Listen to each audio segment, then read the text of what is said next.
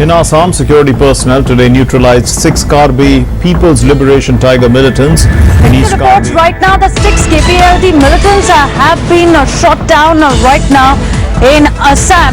জঙ্গি নিকেশ হয়েছে এবং এরা সকলেই যেটা জানা যাচ্ছে কেপিএলটি জঙ্গি এদের কাছ থেকে প্রচুর পরিমাণ আগ্নেয়াস্ত্র এবং গুলি পাওয়া গিয়েছে। In a major success for the security forces, at least 15 militants of the Karbi People's Liberation Tiger outfit were arrested recently, along with huge cache of arms and ammunitions from Assam. एक राज्य जो पूर्वोत्तर भारत का सबसे खूबसूरत हिस्सा है, जहां एक से बढ़कर एक बहुआयामी और विविधता से भरे लोग एक साथ रहते हैं, लेकिन इस राज्य ने इतना कुछ सहा है कि आज भी जब उसका जिक्र आता है तो मन में एक विशेष संवेदना स्वतः ही जुड़ जाती है। हालांकि पूरे देश के विकास की रफ्तार धीमी रही है, लेकिन अलगाववाद की समस्याओं ने इस राज्य को और पीछे धकेल दिया, वरना आज ये राज्य कहीं ज्यादा विकसित होता। खैर, हम बात कर रहे हैं असम की, एक ऐसा राज्य जो पहले उल्फा जैसे उग्रवादियों से जूझा, फिर डिमासा, करबी और अन्य अलगाववादी आंदोलनों ने राज्य की दिशा दशा दोनों को बदल दिया। आज हम बात करेंगे करबी आंगलों की उग्रवादी गतिविधियों की। एक तरफ हमारा उद्देश्य है पूर्वोत्तर भारत की जनजातियों, उनकी संस्कृति, उनके रहन सहन और उनकी अस्मिता को देश के सामने लाना, तो वहीं दूसरी तरफ यह भी हमारा कर्तव्य है कि उस दौर की भी चर्चा हो जिसे वहां के लोगों ने चरमपंथ की वजह से झेला। हम जो भी बात कर रहे हैं वो सब सार्वजनिक रूप से उपलब्ध तथ्यों और ऐतिहासिक संदर्भों पर आधारित है। उद्देश्य किसी भी राज्य या समुदाय को अच्छा या बुरा दिखाना नहीं है, बल्कि सच्चाई को समझना है। इससे जुड़ी सभी जानकारियों के लिंक आपको डिस्क्रिप्शन में मिल जाएंगे। Welcome to inner call.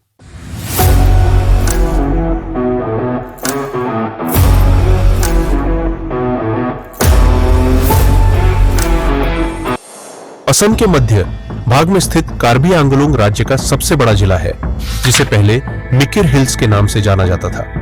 1950 के दशक से यह क्षेत्र संविधान की 6ठी अनुसूची के तहत स्वायत्त घोषित किया गया था, जिससे यहाँ के आदिवासी समुदायों, मुख्यतः कार्बी जनजाति जो तिब्बती बर्मी मूल की है, को सांस्कृतिक और प्रशासनिक संरक्षण दिया जा सके। कार्बी लोगों के साथ साथ यहाँ डिमासा, कुकी, रेंगमा नागा, हमार और बोडो जैसे समुदाय भी रहते हैं। शुरू में यह क्षेत्र नॉर्थ कछार हिल्स, अब दीमा हसाओ के साथ एक प्रशासनिक इकाई था, जिसे बाद में 2 स्वायत्त जिलों में विभाजित कर दिया गया। हालांकि स्वायत्तता मिली, लेकिन कार्बी नेताओं को लगता रहा कि उनकी सांस्कृतिक पहचान और प्रशासनिक जरूरतें असम के व्यापक शासन ढांचे में अनदेखी हो रही है। 1946 में कार्बी अदोरबार ने टाबिर ने अलग प्रशासनिक क्षेत्र की मांग की थी। 1947 में यह मांग बोर्डोलोई कमेटी तक पहुंची, जो आदिवासी क्षेत्रों के लिए संवैधानिक सुझाव दे रही थी। अलग राज्य नहीं बना, लेकिन 1952 में कार्बी आंगलों को एक स्वायत्त जिला परिषद मिल गई। इसके बावजूद दशकों तक कार्बी नेताओं ने अधिक स्वायत्तता की मांग जारी रखी। 1979 में कार्बी आंगलोंग पीपुल्स कॉन्फ्रेंस ने अलग पहाड़ी राज्य की औपचारिक मांग उठाई। 1986 में autonomous state demand committee ASDC बनी और राज्य के भीतर 244 आन्नी अनुच्छेद के तहत स्वायत्त राज्य की मांग को लेकर जन आंदोलन शुरू हुआ। इसने स्थानीय निकायों, विधानसभा और संसद तक चुनाव जीते, लेकिन बार बार आश्वासन मिलने के बावजूद राज्य नहीं बना। इस निराशा ने 1990 के दशक में कुछ युवाओं को सशस्त्र संघर्ष की ओर मोड़ दिया। कार्बी उग्रवाद का उदय राजनीतिक, सांस्कृतिक और आर्थिक उपेक्षा के त्रिकोण से हुआ। केंद्र में था अनुच्छेद 244A के तहत एक अलग स्वायत्त राज्य की मांग। कार्बी समुदाय खुद को ठगा हुआ महसूस कर रहा था। सरकारों द्वारा वादे किए गए, लेकिन कभी निभाए नहीं गए। सांस्कृतिक पहचान के संरक्षण की भावना इस संघर्ष का मूल आधार थी। कार्बी भाषा, संस्कृति और परंपराएं उन्हें असम की मुख्यधारा में दबती नजर आ रही थी। हेम्परेक कांगठेम यानी स्वशासित भूमि का नारा केवल राजनीतिक नहीं, बल्कि अस्तित्व की पुकार था। जनसंख्या विविधता के चलते संघर्ष बढ़ा। जहां कार्बी बहुसंख्यक हैं, वहीं अन्य समुदाय डिमासा, कुकी, रेंगमा को डर था कि अलग राज्य बनने पर उन पर कार्बी वर्चस्व हावी हो जाएगा।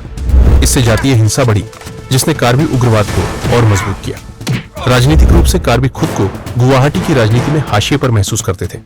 स्वायत्त परिषद केवल नाम मात्र की थी, असल अधिकार असम सरकार के पास ही थे। आर्थिक दृष्टि से क्षेत्र पिछड़ा रहा। सड़कें, स्वास्थ्य सेवाएं और रोजगार के अवसर सीमित थे।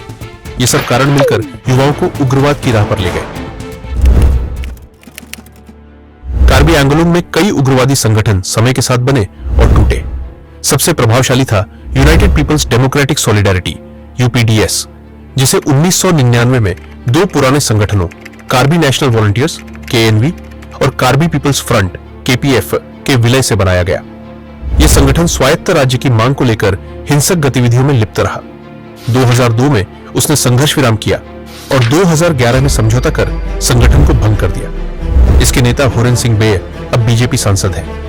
Kirby Longri NC Hills Liberation Front KLNLF 2004 में यूपीडीएस से अलग हुआ। इसने 2009 में आत्मसमर्पण किया। इसके कुछ कठोरपंथी नेताओं ने 2010 में कार्बी पीपल्स लिबरेशन टाइगर्स केपीएलटी बनाया, जिसने 2010 के दशक में मुख्य उग्रवादी गतिविधियां चलाई।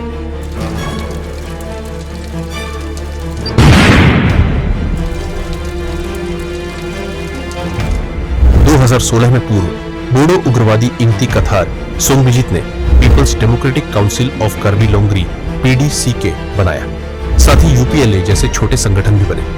2021 में ये सभी संगठनों ने हथियार डाल दिए। मुख्य घटनाक्रमों की समय रेखा 1946 से 1947 तक। कार्बी अदोरबार ने बोर्डोलोई कमेटी के सामने स्वायत्तता की मांग रखी। 1952 छठी अनुसूची के तहत कार्बी आंगलोंग स्वायत्त जिला परिषद की स्थापना। कार्बी आंगलोंग पीपल्स कॉन्फ्रेंस ने अलग राज्य की औपचारिक मांग उठाई। एएसडीसी का गठन। अनुच्छेद 74A के तहत राज्य की मांग को लेकर जन आंदोलन। केएनवी और केपीएफ जैसे पहले उग्रवादी संगठनों की शुरुआत। 1999 यूपीडीएस का गठन। उग्रवाद तेज हुआ। 2002 यूपीडीएस ने संघर्ष विराम किया। 2003 से 4 कार्बिकों की हिंसा में 85 से ज्यादा लोग मारे गए। 2005 कार्बी डिमासा जातीय संघर्ष में 100 से अधिक मौतें। 2009 केएलएनएफ ने आत्मसमर्पण किया। 2010 केपीएलटी का गठन, हिंसा का नया दौर शुरू। 2011 यूपीडीएस ने शांति समझौता किया। अतिरिक्त स्वायत्तता और विकास निधि मिली। 2013-14 केपीएलटी द्वारा रेंगमा नागाओं पर हमले, 3000 विस्थापित। 2016 पीडीसीके और यूपीएलए जैसे नए समूह उभरे।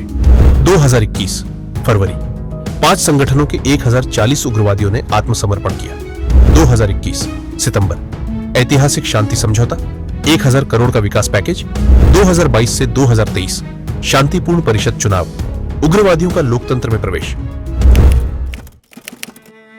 शुरुआत में सरकार ने छठी अनुसूची और अनुच्छेद 244A के जरिए संवैधानिक समाधान देने की कोशिश की, लेकिन जब उग्रवाद ने जोर पकड़ा तो सुरक्षा बलों ने सख्त कार्रवाई की। पुलिस, सेना और अर्धसैनिक बलों ने कई अभियानों में उग्रवादियों को मार गिराया या गिरफ्तार किया। साथ ही सरकार ने संवाद के रास्ते खुले रखे। 2002 में यूपीडीएस के साथ संघर्ष विराम, 2009 में केएलएनएलएफ और फिर 2021 में अंतिम समझौता, इन सब ने धीरे धीरे उग्रवाद को समाप्त किया। उग्रवादियों को पुनर्वास सहायता दी गई, कुछ को सरकारी नौकरी या प्रशिक्षण भी मिला। 2025 तक कार्बी उग्रवाद पूरी तरह समाप्त हो चुका है। 2021 का समझौता लागू किया जा रहा है। सड़कें, अस्पताल, स्कूल और रोजगार योजनाएं जमीन पर उतर रही हैं। कार्बी एंगलोंग स्वायत्त परिषद का विस्तार हुआ है। अब 50 सदस्य हैं। पूर्व उग्रवादी अब जनप्रतिनिधि या प्रशासनिक सलाहकार बन गए हैं। विधानसभा और संसद में कार्बी प्रतिनिधित्व मौजूद है। होरेन सिंह बे संसद में कार्बी क्षेत्र की आवाज है। 244A के तहत अलग राज्य की मांग अब भी कुछ हलकों में जीवित है, लेकिन अब ज्यादातर नेता विकास और शासन पर केंद्रित है। कार्बी आंगलोंग की यात्रा 1940 के दशक की मांगों से लेकर दशकों की हिंसा और अंततः 2021 में हुए शांति समझौते तक पूर्वोत्तर भारत में पहचान, प्रतिनिधित्व और विकास की जटिल गाथा को दर्शाती है। यह कहानी बताती है कि सतत संवाद, स्थानीय स्वायत्तता और आर्थिक सुधारों के जरिए उग्रवाद का समाधान संभव है। आज कार्बी आंगलोंग उग्रवाद का प्रतीक नहीं, बल्कि एक पुनर्निर्माण की मिसाल है, जहां लोकतंत्र ने बंदूक की जगह ली है।